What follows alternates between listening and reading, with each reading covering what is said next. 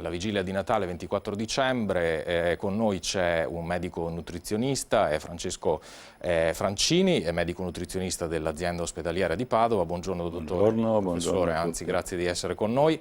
Lei è qui insomma perché ci si avvicina a un periodo abbastanza denso dal punto di vista calorico, diciamo, per usare un eufemismo. Sì.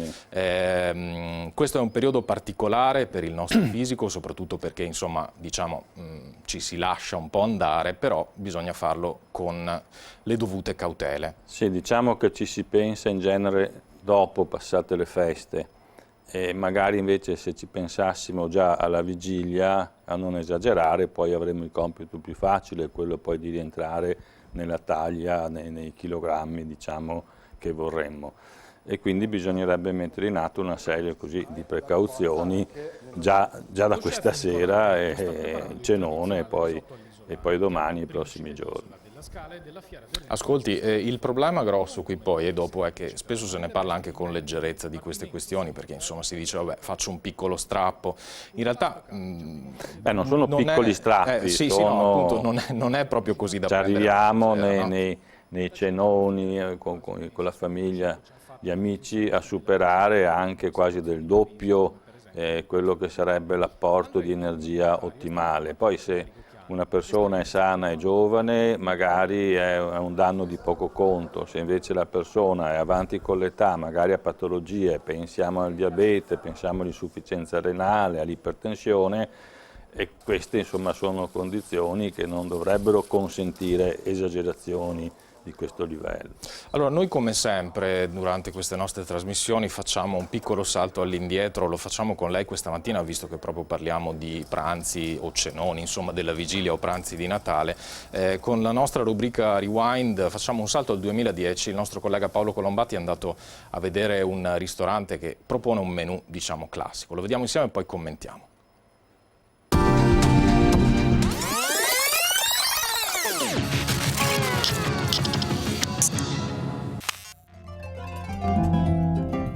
Per le feste proponiamo piatti con prodotti della nostra terra, della nostra campagna, prodotti tipici. Essendo a Castelfranco, le rose di Castelfranco, il radicchio tardivo di Treviso, la pasta fatta in casa, i cappelletti farciti col cappone e naturalmente proponiamo i due piatti forti, il capone e la faraona, che sono della nostra terra. Petto di faraona gratinato con radicchio e casatella. Si prende, si cuoce in olio extravergine, leggermente salata, si pone sopra del radicchio brasato, della casatella e si passa in forno veloce a fondere e gratinare. Semplice e che piace tanto. Come primo, come si costuma per le feste, dei cappelletti in brodo al cappone. Cappelletti fatti a mano con della pasta fresca e del ripieno di cappone, ricotta, uova, formaggio e sale. E a Natale e Capodanno senz'altro cappone, brodo di cappone ma ruspante. Con questi due piatti, la faraona e il cappone, una serie di piatti che fanno festa. Soppressa con radicchio marinato, la sfogliatina con radicchio di Treviso e ricotta, il radicchio di Treviso croccante, il radicchio fritto, la crespellina con radicchio di Treviso e salamella e la conclusione con un buon panettone.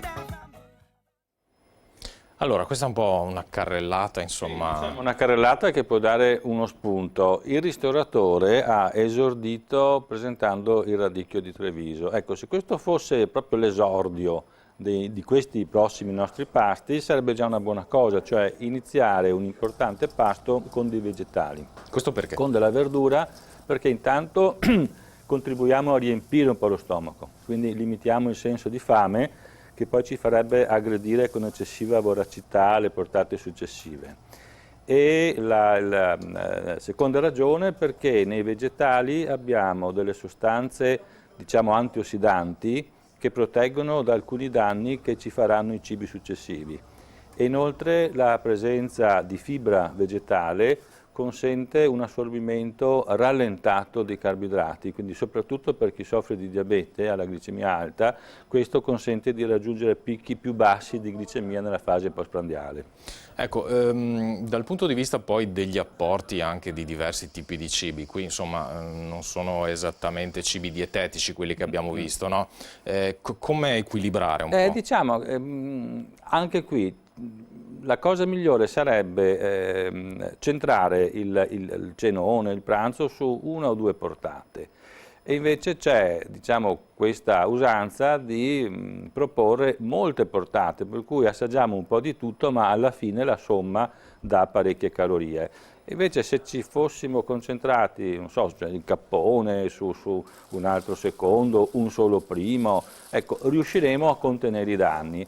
E invece, diciamo, l'usanza è quella di avere almeno 2 primi, avere 3 secondi, avere panettone ma anche pandoro, avere poi la frutta secca, cioè, quindi tutta una cosa che sommata insieme dà veramente un'esagerazione. E le ripeto, poca cosa se abbiamo un ragazzone che fa sport, altra cosa se abbiamo una persona anziana col diabete, con il rene che funziona male, può essere effettivamente un danno. Ecco, lei parla giustamente di sport, no? Una questione poi che anche per bruciare le calorie in questo periodo, certo, magari è una via forse da scegliere in via preferenziale rispetto alla dieta. Considerato che mediamente abbiamo più tempo perché abbiamo delle giornate festive di ferie, dovrebbe essere accentuata, bisognerebbe che la intensificassimo, ed in particolare se potessimo addirittura farla dopo il pasto, così consumeremo subito quelle calorie, consumeremo subito quei carboidrati, anche la glicemia salirebbe di meno. Certo, dopo il cenone non è facile andarsi a fare una passeggiata, ma dopo il pranzo di Natale magari sì. Senta, di questi digiuni insomma, che magari si protraggono nei giorni successivi per cercare di ribilanciare, lei cosa dice? Allora, fosse proprio così potremmo discuterne, cioè una giornata in cui si mangia molto meno e quasi si digiuna, ci potrebbe anche stare, a patto di non poi compensare il giorno dopo, perché si saltano i pasti, poi si mangia perché si ha tanta fame molto di più al pasto successivo. Se fosse un digiuno senza compenso successivo potrebbe anche andare bene. Il problema che c'è in questi giorni non è che si digiuna i giorni dopo, ma che si mangiano gli avanzi del cenone del pranzo di Natale, per cui l'eccesso alimentare continua nelle giornate successive perché abbiamo la casa piena di roba da mangiare e questo ovviamente contribuisce ad accumulare peso e a fare tutti i danni dal metabolismo. L'ultima domanda che le faccio, professore, proprio in spot, se può, lei parla di danni, quali sono i rischi maggiori? I rischi, per esempio, se abbiamo un diabetico, la glicemia può arrivare a dei livelli anche pericolosi. Il rene deve filtrare molte più proteine e questo può essere un piccolo danno per il nostro rene. Poi il peso aumenta, aumentando il peso si verifica una condizione che si chiama insulinoresistenza, che è una situazione dannosa, diciamo l'anticamera del diabete, e quindi il peso va riportato nelle condizioni ottimali subito dopo le feste.